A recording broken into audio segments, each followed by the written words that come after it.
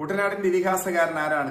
മലയാള സാഹിത്യത്തെ ശാന്തസുന്ദരമായ ഭാഷാശൈലി കൊണ്ട് സമ്പന്നനാക്കിയ ആ സാഹിത്യകാരനെ നാം എന്നും സ്മരിക്കേണ്ടതാണ്.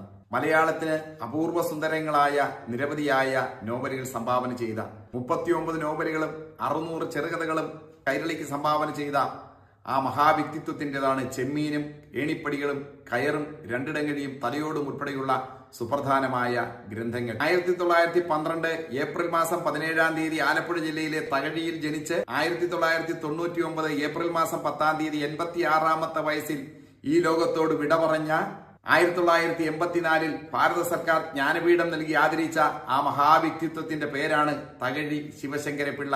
തകഴി എന്ന 3 അക്ഷരം കൊണ്ട് തകഴി ശിവശങ്കരപിള്ളയെ നാം അടയാളപ്പെടുത്തുന്നു.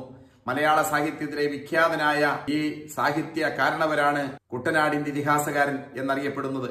ഇത്തരം അറിവുകൾക്ക് മാനവീയം സബ്സ്ക്രൈബ് ചെയ്യുക.